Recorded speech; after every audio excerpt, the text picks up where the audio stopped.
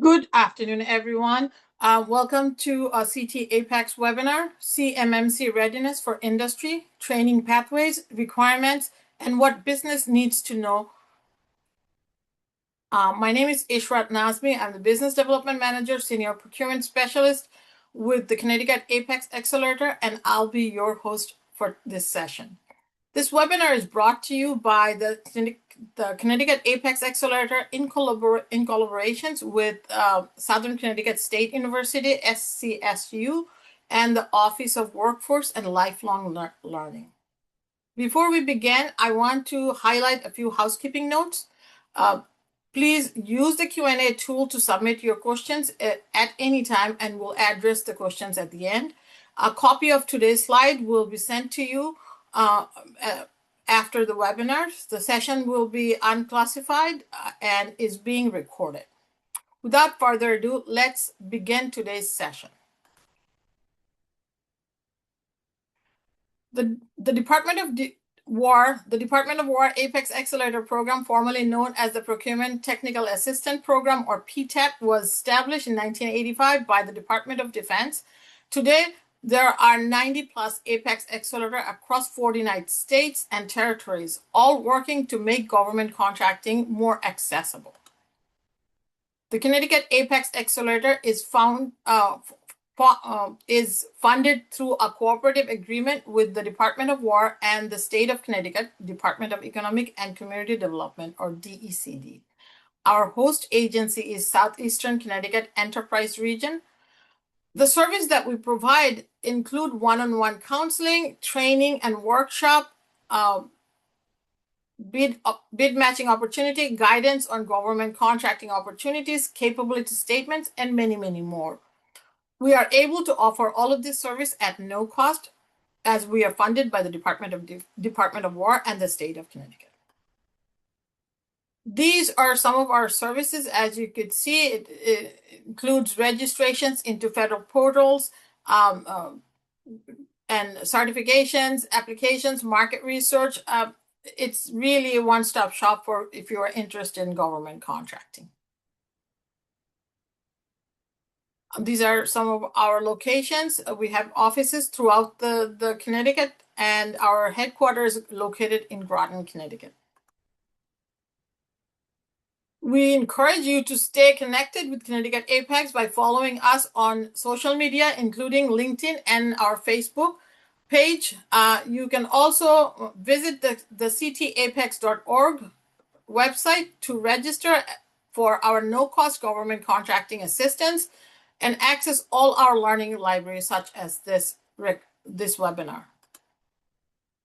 These are all of our strategic partners, and there's many more that we cannot name them all, but this is just some of the more important strategic partners we work closely with. And here is the Connecticut APEX team. Our team is led by our director, Marisol Herrera.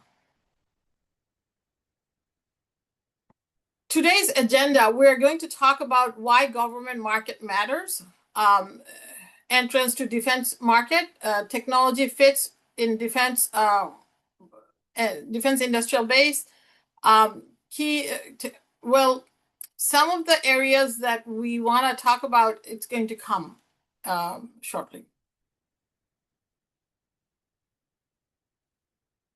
Without further ado, Um, let's begin our featured programs. The Connecticut APEX Accelerator is pleased to form this partnership with Southern Connecticut State University and the Office of Workforce and Lifelong Learning.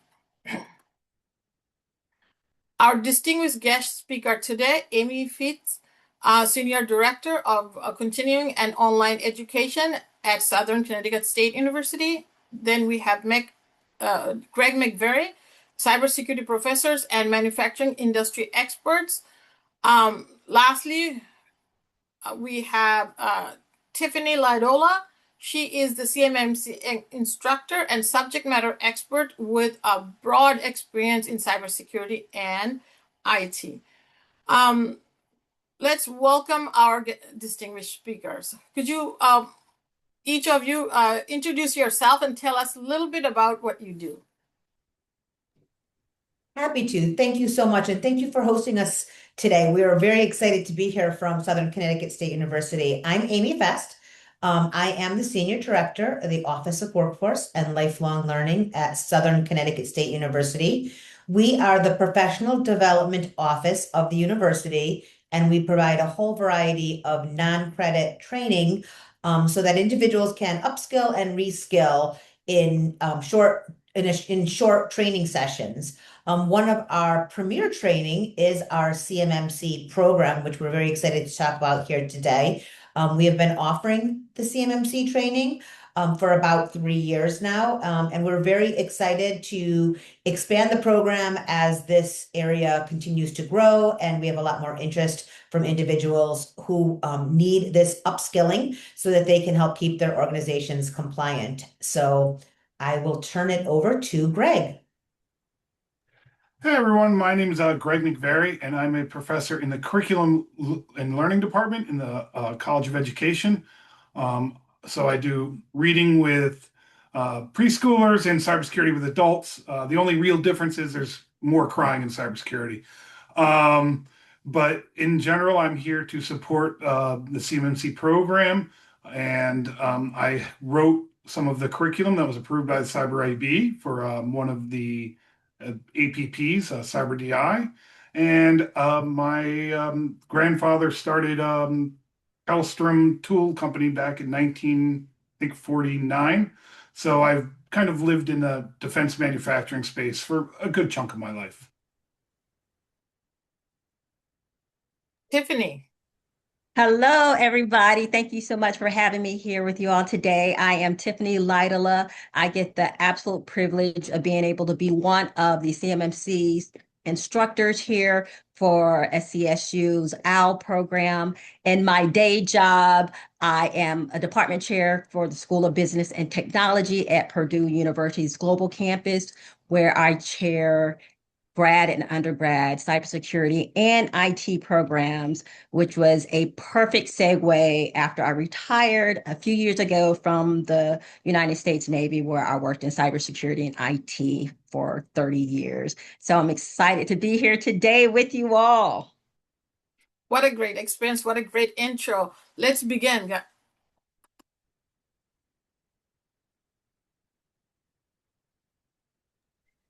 And go ahead, Amy. I'm sorry. Yeah, I'm just going to do a quick introduction. So as Greg has mentioned, Southern Connecticut State University created our CMMC program, launching it about 3 years ago. We are currently one of the very few universities in the country to actually offer the CMMC training. There are a lot of privates that offer this training and some individuals, but we are one of the only universities that offers it. We do run classes about every other month, and we have evening classes that are live online, but we also have the ability to go out and do custom training for businesses. We can go to a business site, we can do a live in-person training. So we really are customizable, and we are very excited. Currently, we offer the CCP training.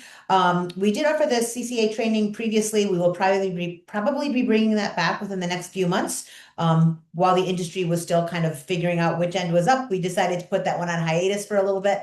But now that things are really ramping up, that is a program that we're looking to bring back again. So I think that's enough about us. I would like to turn it over, which is why everybody's here, to learn more about the real logistics around the CMMC program, why it's important, and what you would need to learn in the training. Next slide. So we cannot talk about the cybersecurity maturity model certification program without acknowledging in cybersecurity, there are continuous threats and risks to our operational environments and our organizations. The intent or purpose of CMMC is to ensure that the different organizations that are part of our defense industrial base, all these players, that they are acknowledging and are aware that there are threats and risks that are lurking every day in the operational environments.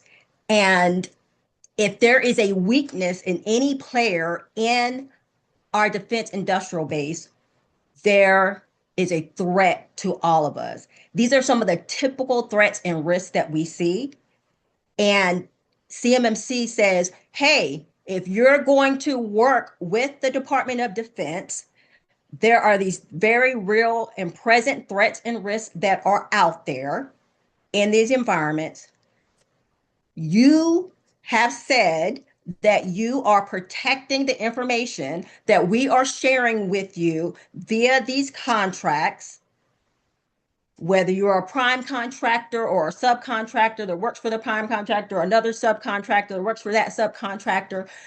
These risks, threats and risks need to be mitigated by you ensuring that you are employing and have implemented cybersecurity protections or cybersecurity requirements. Because if there's weakness in one, there's a weakness for all. You sign the contract. By you signing this contract, you are saying that you are going to protect this information that we are sharing. Next slide, please. Next slide. And if you have said you are protecting this information, know that there's an estimated $500 billion of information, of stolen intellectual property and information that is leaked, if you will, or stolen in our U.S. economy, whether it's through our supply chain and different players in our defense industrial base. We have said or signed contracts that said we are protecting this information. However, we have this huge almost $1 trillion loss of intellectual property. Something's not adding up. Some protections are not in place as they need to be. Though we have said, whether we signed a contract, that we are protecting this information. You said it, but there's a loss happening.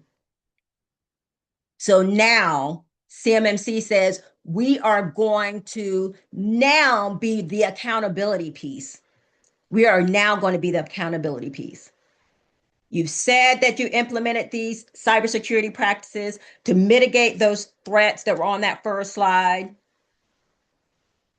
And as the DoD started to peel back some layers of the onion, we recognize that that's probably not happening at every layer, at every entity or party that has access to this sensitive DoD or Department of War information. And so CMMC says, now we're going to be the accountability piece. You said it. Now we want you to prove it. We want you to prove it. And the specific information that we are looking to ensure that you have safeguards in place, we place them in the categories of federal contract information, FCI, and controlled unclassified information. This sensitive information that the expectation is that all the players in the DIB are safeguarding is federal contract information, FCI, and controlled unclassified information, CUI. The model is constructed with 3 levels, as you can see on this slide. Every level is associated with a type of information, i.e. federal contract information and controlled unclassified information. Each level is also associated with security requirements that are already out there, that were already in existence. So CMMC just didn't come up with, oh, we're going to have a list of all of these requirements or security requirements or practices that you must follow. This information or these requirements have already been existent. CMMC just aligned their assessment practices with these requirements that are already out there. So for example, I'm not going to go through all these levels, but for example, level 1 is aligned with the requirements found in FAR 52.204-21. And this is the level of assessment that is used for federal contract information. And I think later on in this presentation, there's going to be some more discussion about some of these specific security requirements, such as the FAR 52.204-21. So I'm not going to get into them. But as you can see, the CMMC program is broken up into 3 levels with associated security requirements and the type of assessment that's expected to be conducted at specific intervals. Next slide, please. And I meant to say this before I got started, though. Greg, if there is anything you want to add, feel free to jump in at any point if there's something that you want to add, or anybody else for that matter that's on this panel. And guests, don't forget to ask questions in the Q&A sessions. Many of you have different levels of expertise or introductions to CMMC. So if you have a question, feel free to ask it, and then we'll get to it in the Q&A session. That's right. Greg will answer every single question, just so you know. Okay, continuing on. So we know that we have this CMMC program, Cybersecurity Maturity Model Certification Program, which I always call it's the accountability piece in this defense industrial base. But what the program is not, CMMC is not a cybersecurity framework. For example, the NIST cybersecurity framework, NIST CSF, it's telling you what you should implement and how you should implement security within your organization. CMMC is saying, okay, show me that you've done it. Show me that you've done it. And you are doing it. Show me, prove it to me. So CMMC is not a framework. Framework tells you what to do and how to do. CMMC says, show me that you're doing it. Show me how you are doing it. It is not new requirements. The program is based on those specific security requirements that were already out there, like shown in the previous slide, the FAR 52, NIST 800-171, and NIST 800-172. Requirements come from those. The CMMC requirements come from those, align with those specific regulations or policies. It's not cheap. Just so you know, CMMC program is not cheap, but it's doable. And something that we say in cybersecurity world, IT world, is cybersecurity is everybody's business. CMMC is everybody's business. It's not an IT problem. It's just not those that work in cyber and IT. Everybody has a part in protecting sensitive information. And when it comes to CMMC, whether it's federal contract information or controlled unclassified information, everybody has a part in protecting this sensitive information. Next slide, please.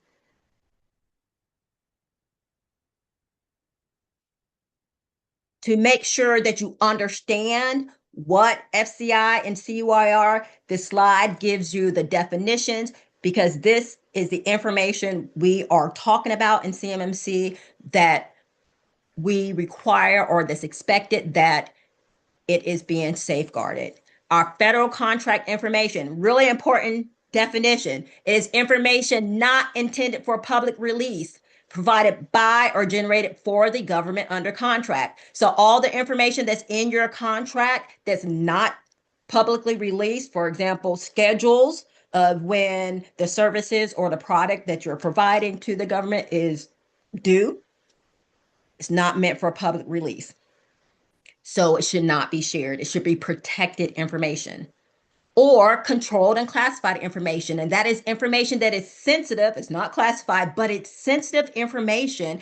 And there are specific safeguarding requirements that are around it or specific dissemination controls that are around it. It's really for people that only have a need to know as identified on that information. It's not for everybody where you can go all willy-nilly and just post it wherever, share it with whomever. And usually there is some type of law, regulation, or government-wide policy around that information. So that I just wanted to kind of set the stage and give you some context a little bit about CMMC program. Now I'm going to turn it over to the man, the myth, the legend, Greg, who can answer all of your questions. So next slide, over to you, Greg.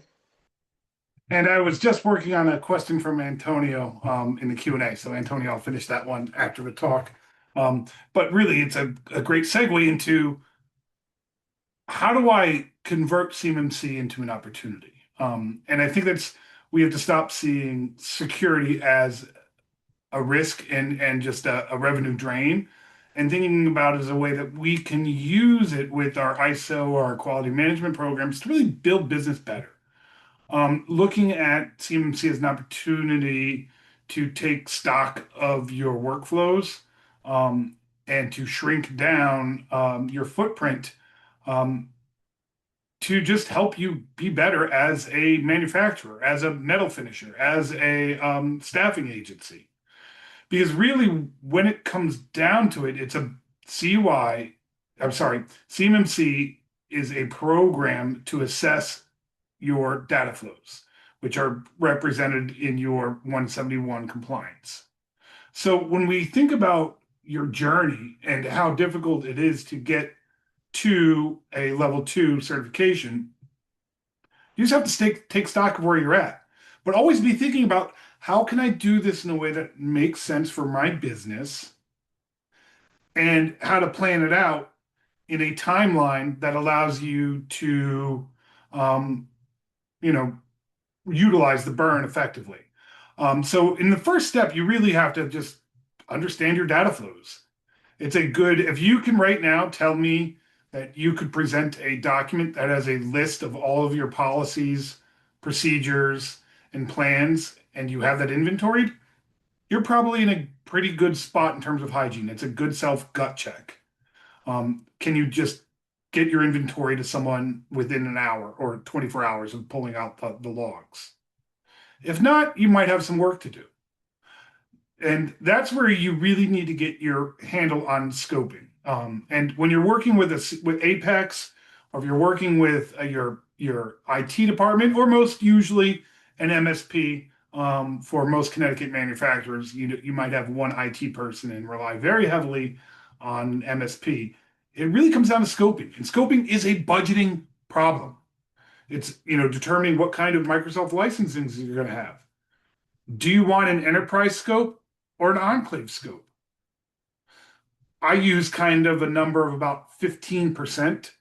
Once 15% of your employees need access to controlled and classified information, a COI enclave might not make as much sense economically as an enterprise solution. And it's also about your type of business. Companies that handle pretty much just document-based, contract-based CUI, say, for example, you just reply to IDIQs and deliver the Navy a bunch of bodies over 10 years who are working on GFE, government furnished equipment, you can really scope that down to a very small enclave. But if you're an additive manufacturing who's using a lot of information to build whiz-bang with 3D printers, and all of your code shares a lot of form and function data where somebody can understand by looking at your job workers exactly what's being built, well, guess what? You're going to have a tougher time scoping that down. So your readiness is about the overall cost and timeline is really about your current state of hygiene and your data flows. And together that calculates your risk and your, the overall cost. Next, you really want to go into a gap analysis, which looks at your all 110 requirements. And there's 320 objectives in there for level 2, for revision 2 and level 2 of CMMC. So you basically go through and say, did I meet this? Did I meet this? What do I need to do? And once you kind of finish that gap analysis, you can go into remediation. A hard spot for many manufacturers is knowing, are they ready for a gap analysis? Oftentimes, they don't even have a system security plan. If you don't have an SSP, what are you writing the gap analysis for? So you might start a gap analysis and realize, oh, I have to do a lot of implementation. And so working with that implementation is critical. And then you can go in to start remediating those steps. We highly encourage, although this is not required, that once you finish your remediation and you've closed all your POAMs and you have a traceability matrix that links all the evidence to the 320 objectives, that you do a mock assessment. This is like a practice run. Now, these these can cost $10,000 to $20,000 depending on which assessor you pick. And your C3PAO that you're engaged with can do the mock assessment. They just can't provide you any remediation help if they do an an assessment that does not lead to certification. A different C3PAO, an RPO, or just an MSP who has experience with 171, they can do a mock assessment and provide you with some remediation help. But we highly encourage people to do the mock assessments as a kind of a dry run. Think of it like being in the dress rehearsal before your big night on the stage. You want to make sure that you can do those costume changes quickly and be able to pull up the evidence when it comes time to the actual assessment. Because the assessment might run you, $50,000, $60,000. So you want to make sure you get it right the first time. And then once you attain a 171 score of about 88 or higher, you need 110 eventually, but you can pass and have some open items. You need to have continuous compliance. And that's where CT APEX can come in an amazing support because they offer a lot of free services that you have to do for continuous compliance, like your incident response tabletops, like your annual awareness and training, your vulnerability scannings, and then doing a general scan of your security every year, your risk assessments that have to be conducted every year. That's where organizations like CT APEX can really provide your company with a lot of support. So there are ways to control your costs by taking advantage of all of the amazing programs that Connecticut has to offer. And I know many companies we have lots of grants and programs for defense manufacturers to deal with cybersecurity, that companies are moving into Connecticut just to take advantage of the support that we have for CMMC. So it's a competitive edge. I think that, as Connecticut, we need to become leaders in what I call the NAICS nerd codes. So anything that we can do as a state to be more competitive, we can keep the contracts in East Hartford and not have them go to Dallas and Atlanta. We can keep the, contracts going into Groton and not so much into, Norfolk, although the submarine supply chain is a little bit more integrated than the aerospace supply chain. But the point is that we want to make Connecticut be a competitive edge. So let's look at the next slide to see how we can accomplish this. It really comes down to scoping. You want to build your business better.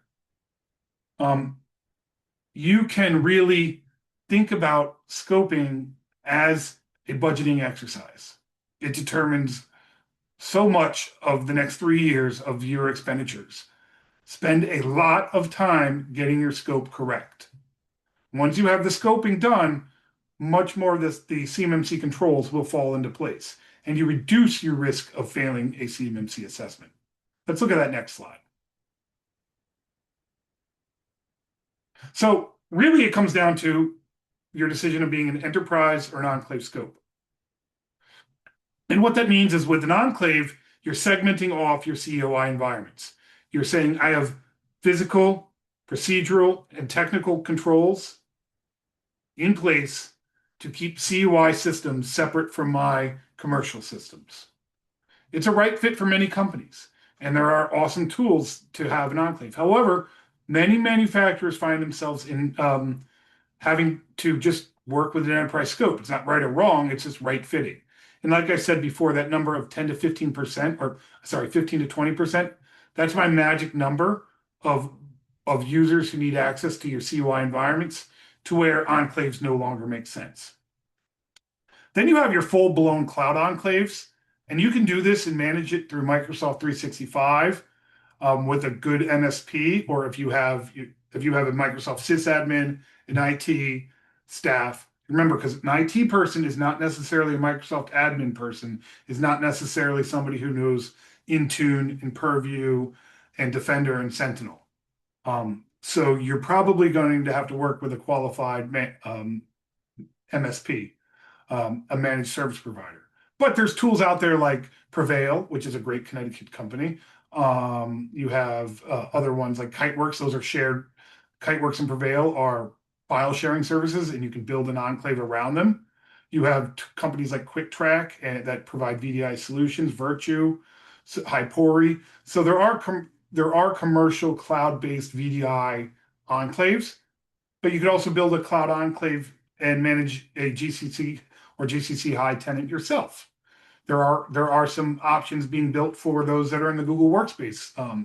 There are not as many, but they're starting to come to market. In terms of a hybrid enclave, this is where many manufacturers end up because you have probably a laser cutter that's running Windows 95, and it's using a 4-pin USB drive that goes into a 3.5-inch floppy disk. And you have to keep that air gapped and off your OT out of scope. But then you have a lot of paper-based and printers and plotters and moving a lot of physical CUI throughout the shop floor. So you might have some on-prem servers, say if you're a AI company in Stanford and you're making models to spot landmines in the Strait of Hormuz. Well, then you might have to have a lot of GPU servers that are on-prem. And you also have some cloud services. So we will see a lot of hybrid enclave approaches. Antonio, I can share you a questionnaire about afterwards about CMMC readiness for level 2. I just saw that question. Next slides, please.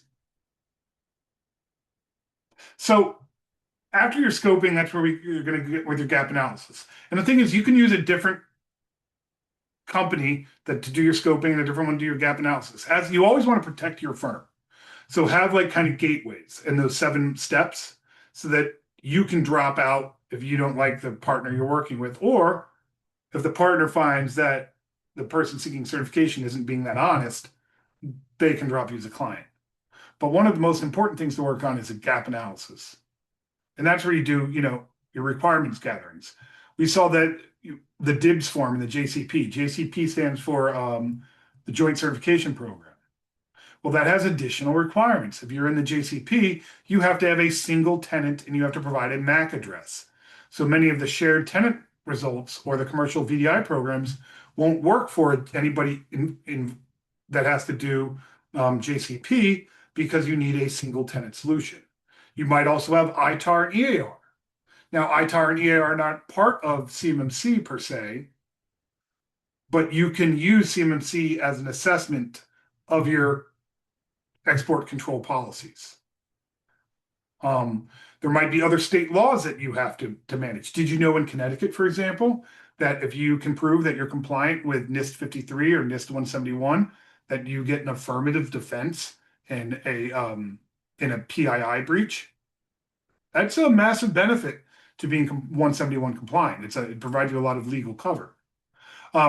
With the gap analysis, they will then go through a scope and discovery to kind of make sure and validate your scope. Then they audit you against the 171 controls. And the whole time they should be reporting and working with you and going back to, because really the gap analysis is where you're doing a ton of the work and realizing what is involved in that program. Next slide, please.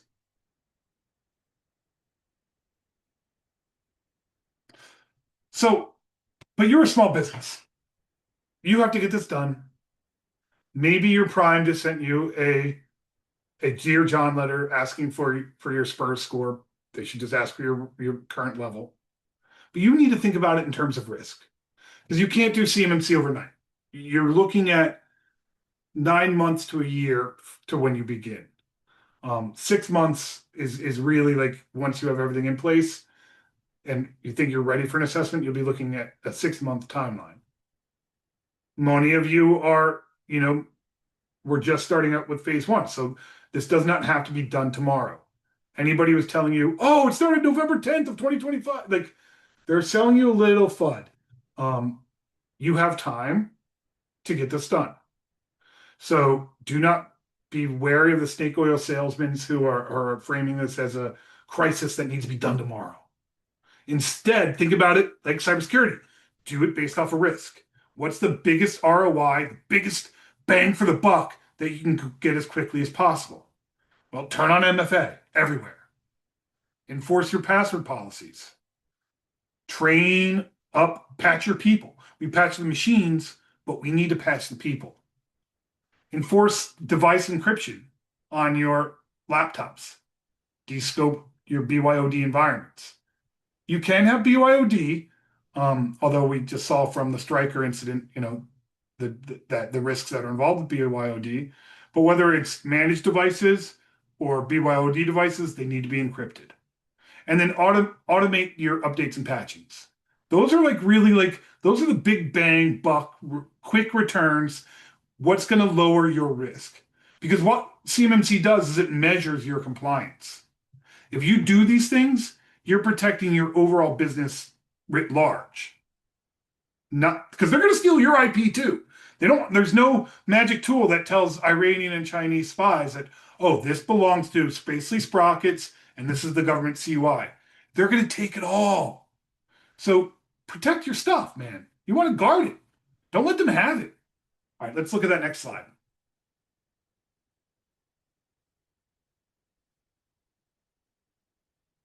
For your midterm wins, these are a little bit more involved.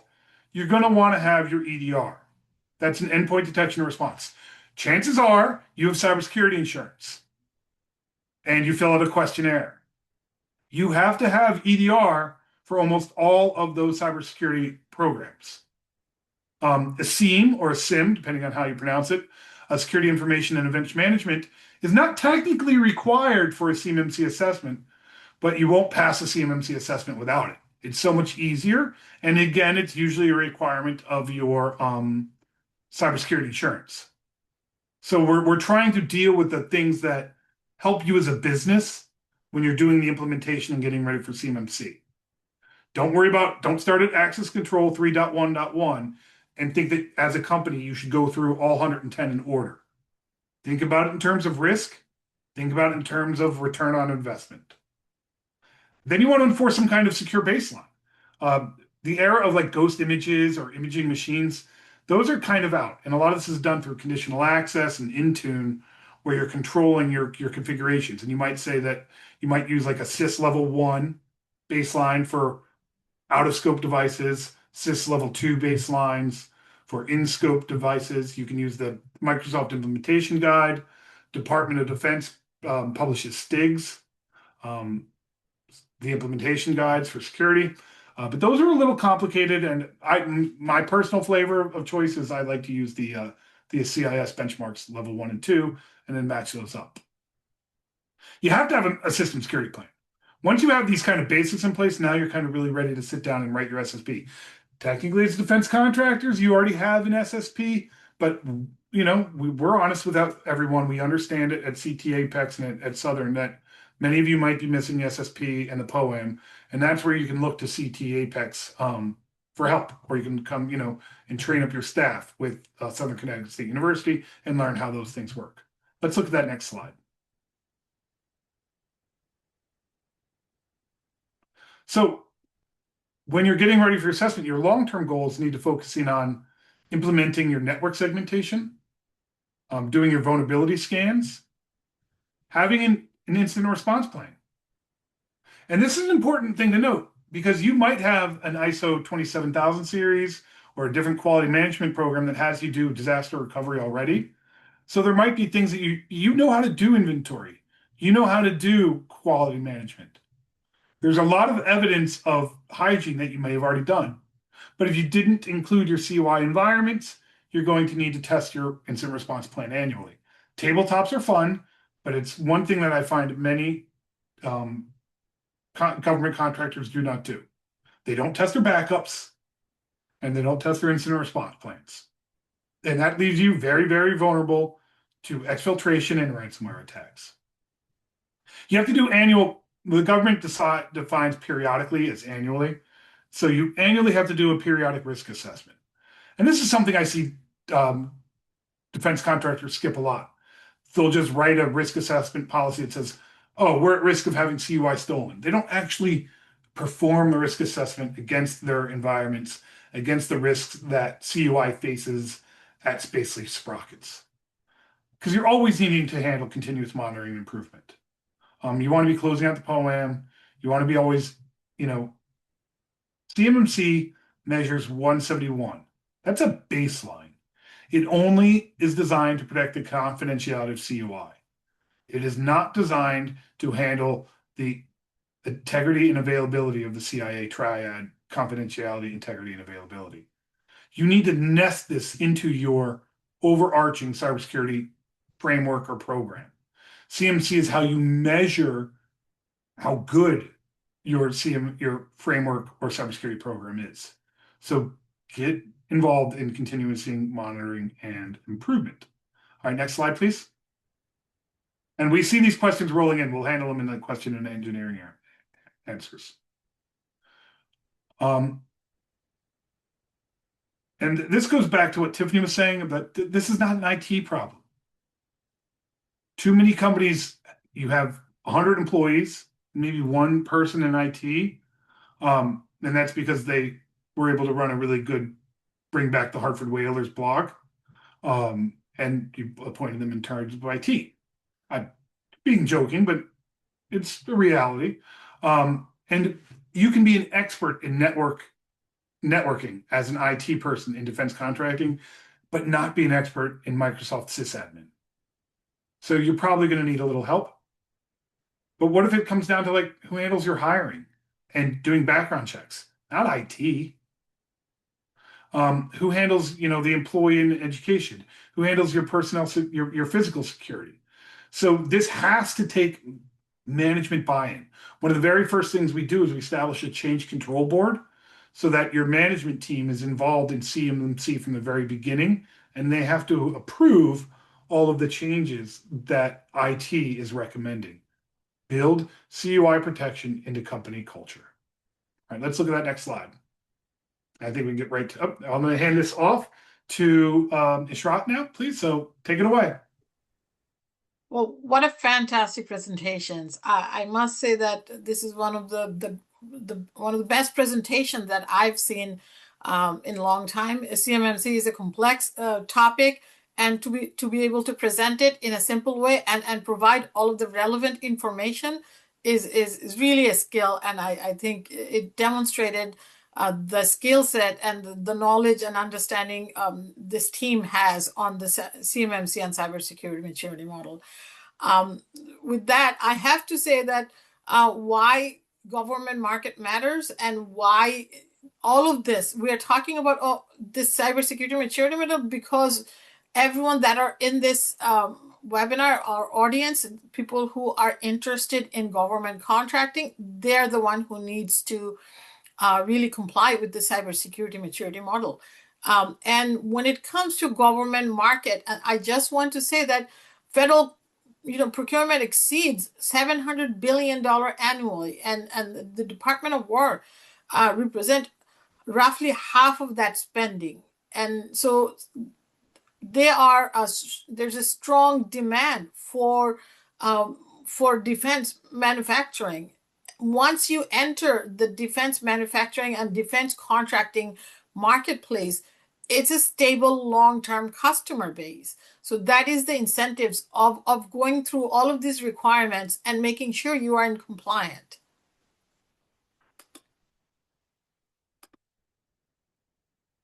Now I want to talk about what Greg was so good in explaining some of our services and what we do in terms of cybersecurity. I want to talk about a little bit how it all applies to in terms of government contract. When we say APEX supports the defense industrial base, we specifically refer to the DLA, Defense Focused Contract Assistance. That is one of our services that we provide.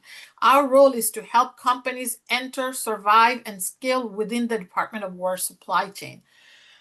This support goes all well beyond identifying bid or proposal writing. The APEX Accelerator provides end-to-end contracting readiness consulting, focusing on systems, compliance, strategy to position yourself within the Department of War marketplace. So some of the services that we provide is identifying and defining product and service for our client base. It's mapping the correct industry codes such as NAICS code, NSN, FSC codes, and then we help map that services to the priority target agency that would be relevant to that client or for that business. Contractor readiness and compliance consulting includes registration, certifications, and cybersecurity awareness. So all of these efforts allow a contractor to position themselves for the market entry. Having guidance really is the key factor in this space, and APEX Accelerator helps businesses navigate the complexities of government contracting. One of the most common places we see capable companies struggle in is after they identify an opportunity. Compliance-driven platform like DIBS, DIBBS, which stands for DLA Internet Bid Board, where technical data, quality requirements, and systems accuracy matters. APEX Accelerator provides hand-on, one-on-one trainings actually to companies navigating the DLA Internet Bid Board or DIBS. So we help you to understand what are some of the requirements you need to have, how to navigate that systems, and how to really find bids and bid on contracts. That in order to really pursue that contracts within the DLA Internet Bid Board systems or DIBS, you need to go through certifications such as JCP, as Greg mentioned earlier. PI is a systems, SPRS is a systems, and the Connecticut APEX and any APEX provide these services to help you understand what these systems are, how to register, how to navigate, and that's really a valuable, key service that is required for you to understand how to enter the market. As a DIBS contractor, a manufacturer of parts, you must have access to technical data package in order to bid on contracts. And this leads to the three systems, JCP, which is Joint Certification Program, as Greg mentioned earlier, grants a supplier access to controlled classified information, controlled unclassified information, which is CUI, and also export control data, such as military drawings and specifications. PI stands for Procurement Integrated Enterprise Environment, and it's a DoD systems for vendor onboarding, contract administration, and invoicing. And SPRS is very key to the cybersecurity program. It stands for Supplier Performance Risk Systems, where the government tracks supplier performance history and now their cybersecurity assessment score. So the APEX Accelerator counselors can assist with understanding requirements and setting up access to these systems. And I really have to talk about the FAR 52, FAR 52.204-21. We talked about that. Greg talked about it, and Tiffany talked about it earlier a little bit. I want to briefly highlight that FAR 52.204-21 as a baseline cybersecurity requirements. It has 15 basic safeguarding controls that applies when a contractor's information systems process federal contract information, or FCI. These are considered the minimum cybersecurity practices. Second, I want to just relationship to the CMMC level 1. Cybersecurity maturity model certification level 1 is the foundation, is directly aligned with the 15 safeguarding requirements that is in the FAR 52.204-21. Meaning CMMC level 1 is same as the same 15 practices found in the FAR 52.204-21. It protects FCI, anyone who has a contract in the federal marketplace, with the federal government. It's tied to FCI and not controlled unclassified information. APEX, again, Connecticut APEX helps businesses understand how these requirements connect to your contracts.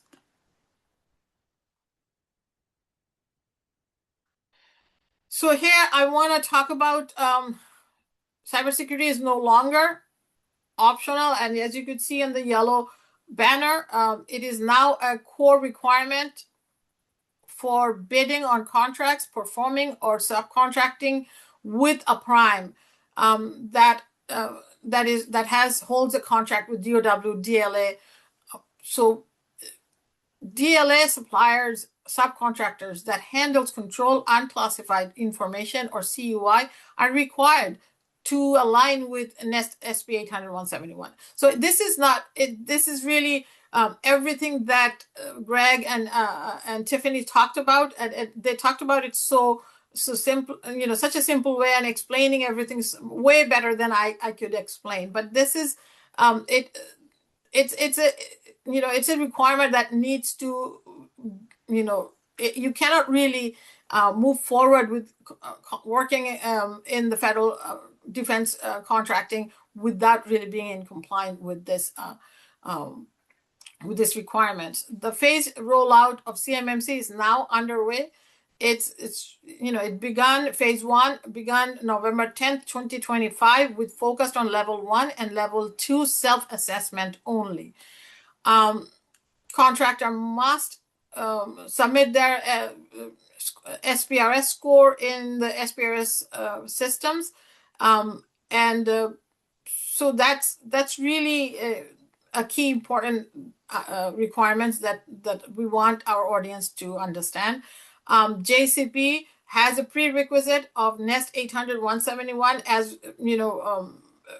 the Connecticut APEX Accelerator team, myself and my team, help so many businesses obtain the JCP certifications. Now, this is where the NEST 800-171 requirement is a prerequisite. That's where it starts, obtaining a score, uploading your scores. That's a prerequisite before you can apply for JCP certification. I do want to clarify that APEX Accelerator does not certify any company. We assist with companies understanding which cybersecurity level applies, what the requirements are, and how to prepare themselves. And so next, I want to talk about another service that Connecticut APEX Accelerator offers. BidMatch is a service by Outreach Systems, which the APEX Accelerator offers at no cost. BidMatch is an automated opportunity matching tool. The software scans multiple federal, state, and local procurement systems and match solicitations to your NAICS code, keywords, and capabilities. BidMatch helps reduce the noise, and basically the APEX Accelerator client receives curated opportunities via email that aligns with their keywords and their industry keywords, the NAICS code, and this is offered to all APEX Accelerator clients at no cost. So the steps are, you become our client, the APEX Accelerator counselor will set up your profile in the BidMatch software.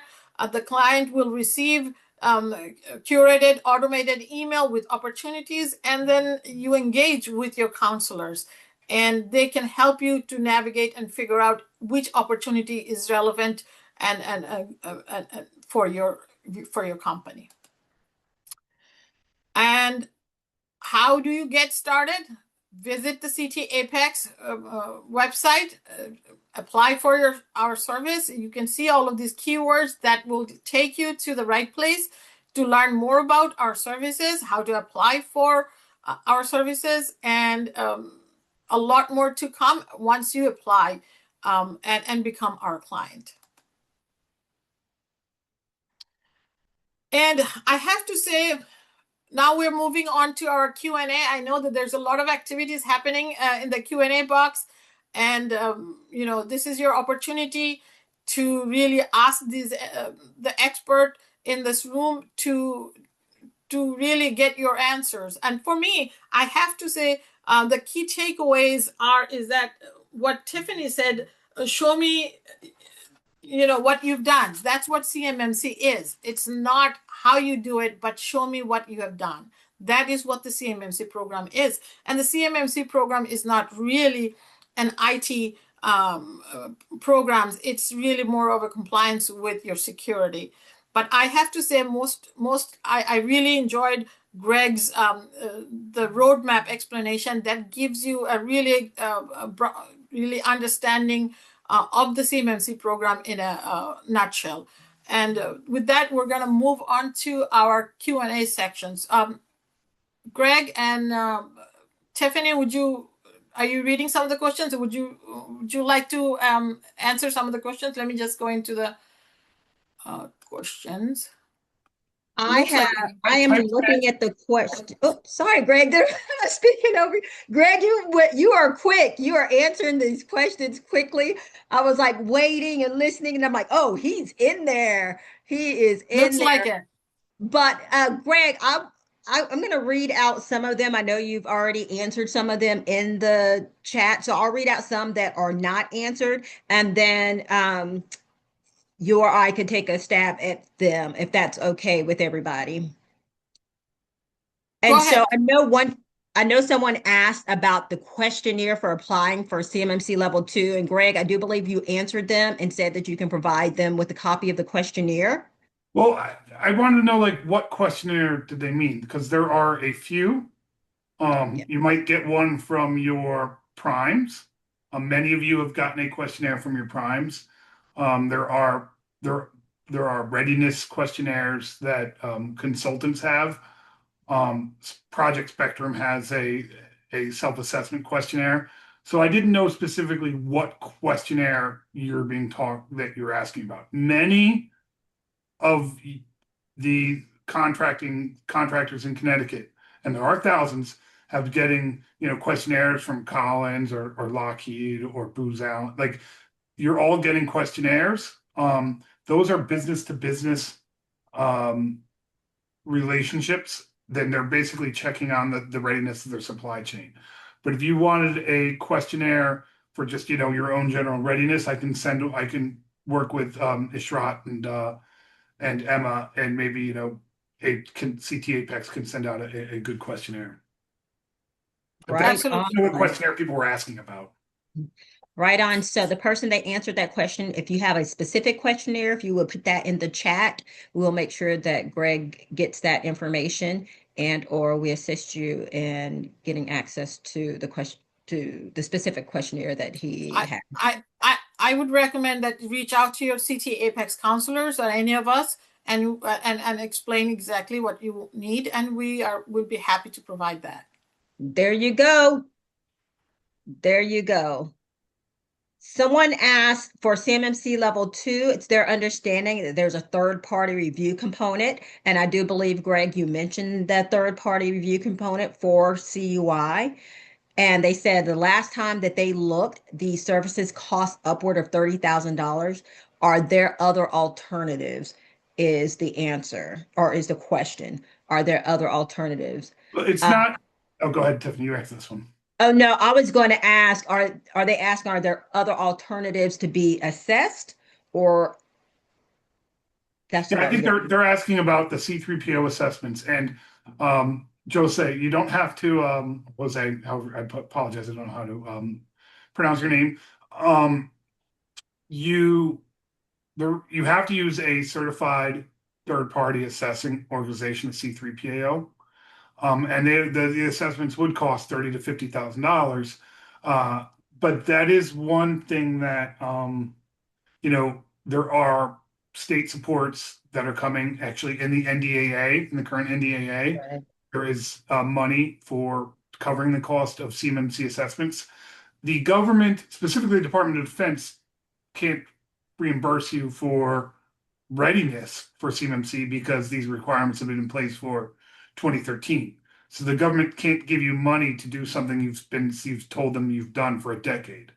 It has fraud complications. Now, the state of Connecticut, because we want to invest in our defense industry, we can provide supports for readiness, but you have to use a third-party assessor.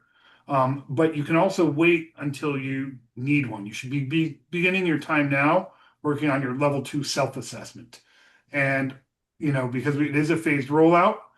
That being said, depending on where you are in a prime supply chain, your prime is probably going to have a faster timeline than the Department of Defense. That's right. But for now, work on your CMMC level 2 assessment. And the better you do on your self-assessment, the cheaper your overall C3PAO costs will be. The costs are going down as more and more C3POs are getting onboarded. And we are going to start to see better federal and state support for the cost of the CMMC assessments. Amazing. Amazing I questions. Yep. think the last questions are for CT APEX. Someone is asking about the list of attendees. They would love to connect with others. So will a list of attendees be shared? Another one was asking if they could get some help with some specific NIAX codes after this meeting. So yeah, I'm going to say that we do not share our attendees list with other attendees.